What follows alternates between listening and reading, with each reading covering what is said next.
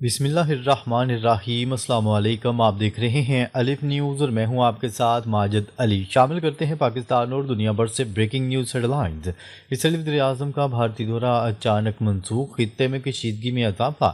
اسرائیلی وزیراعظم نتنیاہو کا طے شدہ دورہ آخری لمحے پر سیکیورٹی خدشات کی بنیاد پر منسوخ کر دیا گیا۔ بھارت کا کہنا ہے کہ دہلی میں حالیہ حملے کے بعد حالات موزوں نہیں رہے۔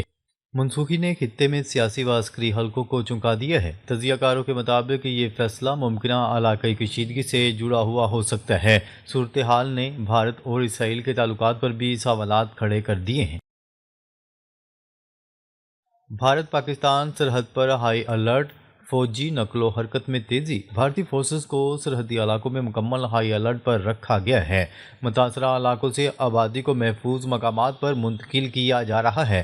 فضائی اور زمینی نگرانی میں بھی نمایاں اضافہ دیکھا جا رہا ہے۔ سیکیورٹی ادارے ممکنہ خطرات سے نمٹنے کے لیے تیار ہیں۔ عوام میں بے چینی اور تشویش کی فضا قائم ہے۔ ممکنہ حملے کی افواہیں، خطے میں جنگی خدشات گہرے۔ سوشل اور الیکٹرانک میڈیا پر ممکنہ حملے کی خبریں گردش کر رہی ہیں۔ مبینہ طور پر بھارت کی جانب سے سخت بیانات نے ماحول کو مزید گرم کر دیا ہے۔ تجزیہ کار اسے خطے میں بڑی کشیدگی کا پیش خیمہ قرار دے رہے ہیں۔ دو طرفہ بیانات میں سخت لہجے نے صورتحال کو نازک بنا دیا، جبکہ عوامی سطح پر امن کی اپیلیں بھی سامنے آ رہی ہیں۔ اسرائیلی سیکیورٹی اداروں کی سرگرمیاں، خفیہ تعاون کے اشارے۔ اطلاعات کے مطابق اسرائیلی سیکیورٹی اہلکار بھارت میں موجود ہیں۔ یہ سرگرمیاں دفاعی تعاون کی طرف اشارہ کرتی ہیں۔ کچھ حلقے اسے ممکنہ مشترکہ حکمت عملی سے جوڑ رہے ہیں۔ سرکاری سطح پر اس کی مکمل تصدیق نہیں کی گئی، تاہم سیکیورٹی انتظامات مزید سخت کر دیے گئے ہیں۔ علاقائی صورتحال پیچیدہ، عوام کو محتاط رہنے کی ہدایات۔ حالیہ پیش رفت نے پورے خطے کے لیے خطرے کی گھنٹی بجا دی۔ دفاعی و سیاسی حلقے صورتحال پر گہری نظر رکھے ہوئے ہیں۔ شہریوں کو افواہوں سے دور اور ہوشیار رہنے کا مشورہ دیا گیا ہے۔ کسی بھی ہنگامی صورتحال سے نمٹنے کے لیے تیاری جاری ہے۔ امن کی بحالی کے لیے مذاکرات کی ضرورت پر زور دیا جا رہا ہے۔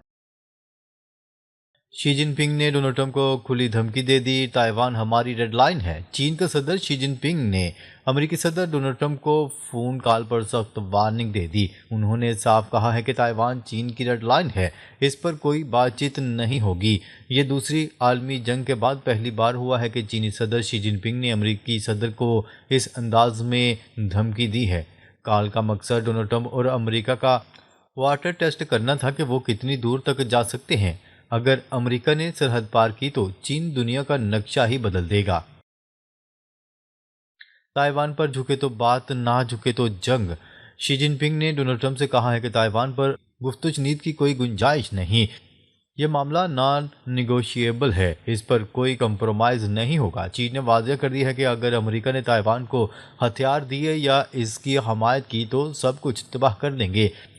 جبکہ ڈونلڈ ٹرمپ نے بعد میں جواب میں کہا کہ بہت اچھی بات چیت ہوئی ہے، مگر چین اس جواب سے مطمئن نہیں۔ اب چین فیصلہ کرے گا کہ ڈالر گرائیں، سونا خریدیں یا براہ راست حملہ کریں۔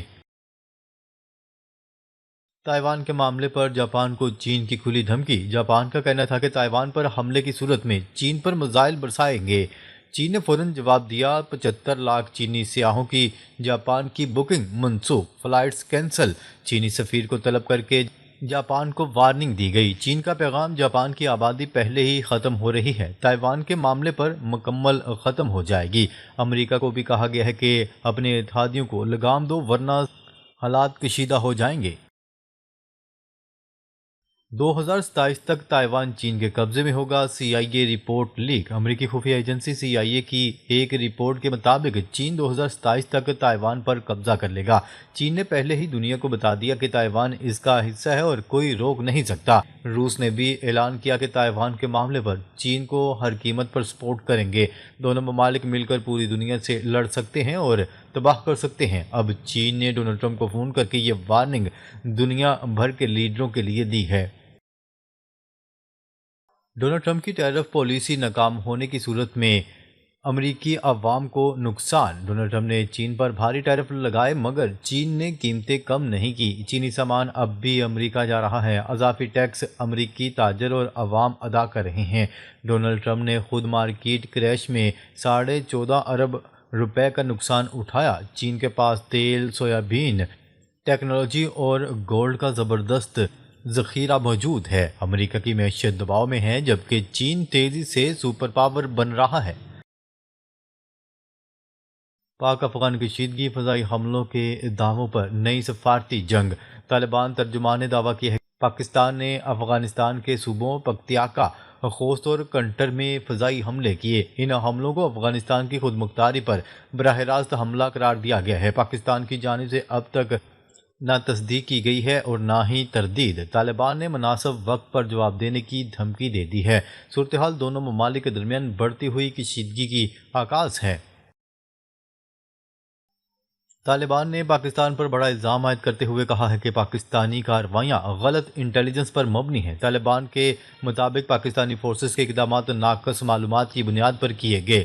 ان کا کہنا تھا کہ ایسے حملوں سے کشیدگی میں اضافہ ہوگا، امن قائم نہیں ہوگا۔ بیان میں پاکستانی فوجی قیادت پر ناکامی کا الزام بھی لگایا گیا۔ افغان حکومت نے ان کارروائیوں کی سخت مذمت کی ہے۔ علاقے میں امن کے لیے سفارتی حل پر زور دیا جا رہا ہے۔ روس کا یوکرین کے دارالحکومت پر بھرپور طاقت سے حملہ، ہلاکتوں کی اطلاعات۔ یوکرینی حکام کے مطابق روس نے دارالحکومت کیف پر رات گئے شدید حملہ کیا جس میں ہلاکتوں کی تعداد بڑھ کر 9 ہو گئی۔ حکام کا کہنا ہے کہ متعدد رہائشی عمارتوں اور توانائی کا بنیادی ڈھانچہ حملوں میں نشانہ بنا، جبکہ ڈنیپر دریا کے پار ایک رہائشی عمارت بھی متاثر ہوئی۔ ادھر یوکرین کے وزیر خارجہ نے اس حملے کو امریکہ کی امن کے لیے جاری کوششوں کے بعد روسی صدر ولادیمیر پوٹن کا دہشت گردانہ جواب قرار دیا۔ ان کا کہنا تھا کہ امریکہ اور صدر ڈونلڈ ٹرمپ کی ہم تجاویز کے جواب میں پوٹن نے یوکرین پر میزائل اور ڈرونز کی بارش کر دی۔ اسرائیلی فوج کی جولان میں اچانک فوجی مشقیں شروع۔ اسرائیلی فوج نے جولان کی پہاڑیوں میں 2 روزہ فوجی مشقیں شروع کر دی ہیں جن کا مقصد اچانک پیدا ہونے والی صورتحال سے نمٹنے کی تیاری کو جانچنا ہے۔ اسرائیلی خبرساں ادارے کی رپورٹ کے مطابق یہ مشقیں شروع ہوئی ہیں اور 2 دن تک جاری رہیں گی۔ فوج کے ترجمان کا بتانا تھا کہ اس مشق کا مقصد مختلف ممکنہ منظرناموں کے لیے کمانڈ کی تیاری کا جائزہ لینا اور اسے بہتر بنانا ہے۔ اسرائیلی حملے میں شہید حزب اللہ کے اعلیٰ کمانڈر کی نماز جنازہ ادا، ہزاروں افراد کی شرکت۔ اسرائیلی حملے میں شہید ہونے والے حزب اللہ کے اعلیٰ کمانڈر ہیشم علی طبطبائی کی نماز جنازہ بیروت میں ادا کر دی گئی، جس میں ہزاروں افراد نے شرکت کی۔ لبنانی وزارت صحت کے مطابق گزشتہ روز بیروت کی رہائشی عمارت پر اسرائیلی حملے میں 5 افراد شہید اور 28 زخمی ہوئے تھے۔ ایران نے حزب اللہ ملٹری چیف کے قتل کی مذمت کرتے ہوئے اسرائیلی حملے کو عالمی امن و سلامتی کے لیے بڑا خطرہ قرار دیا۔ لبنانی کمانڈر طبطبائی کے قتل پر حزب اللہ کے رد عمل کے کئی امکانات ہیں۔ اسرائیل نے اپنی سرحدوں پر الرٹ جاری کر دیا۔ اسرائیلی آرمی چیف کے ریڈیو نے اطلاع دی کہ فوج حزب اللہ کے خلاف کمزور کرنے کی باری کے نام سے جانے والے حملے کی تیاری جاری رکھے ہوئے ہے اور حزب اللہ کی طاقت میں اضافے اور اس کی دوبارہ بحالی کے خلاف حملوں کو تیز کر رہی ہے۔ ریڈیو نے اعلان کیا کہ صہیونی فوج نے شمال میں فضائی دفاعی نظام کو مضبوط کرنے اور تیاری کی سطح کو نمایاں طور پر بڑھانے کا فیصلہ کیا ہے۔ 300 سال میں پہلی بار تھائی لینڈ کا شہر ڈوب گیا۔ مختلف حادثات میں 19 افراد ہلاک ہوئے جبکہ تقریباً 20 لاکھ افراد متاثر ہوئے ہیں۔ تفصیلات کے مطابق جنوبی تھائی لینڈ کے 9 صوبوں میں مسلسل 3 دن تک جاری رہنے والی شدید اور طوفانی بارش نے بڑے پیمانے پر تباہی مچا دی۔ متاثرہ علاقوں میں 400 ملی میٹر تک بارش ریکارڈ کی گئی جس کے نتیجے میں وسیع علاقے زیر آب آ گئے۔ اہم شاہراہیں اور تجارتی مراکز ڈوب گئے۔ بھارتی آبی جارحیت سے نمٹنے کے لیے دریائے چناب پر ڈیم بنانے کا فیصلہ۔ سینیٹر شہادت اعوان کی زیر صدارت سینٹ کی قائمہ کمیٹی برائے آبی وسائل کا اجلاس ہوا جس میں کمیٹی کو بریفنگ دیتے ہوئے بتایا گیا کہ ڈیم کی فیزیبلٹی اسٹڈی مکمل ہو چکی ہے، PC-1 تیاری کے مراحل میں ہے اور 824 ارب روپے کا قومی فلڈ پروٹیکشن پلان مشترکہ مفادات کونسل سے منظوری کا منتظر ہے۔ ڈونلڈ ٹرمپ انتظامیہ نے جو بائیڈن دور میں امریکہ آنے والے پناہ گزینوں کی درخواستوں پر کارروائیاں روک دیں۔ ٹرمپ انتظامیہ نے سابق امریکی صدر جو بائیڈن کے دور حکومت میں امریکہ میں داخل ہونے والے تمام پناہ گزینوں کی وسیع جانچ پڑتال کا حکم دے دیا۔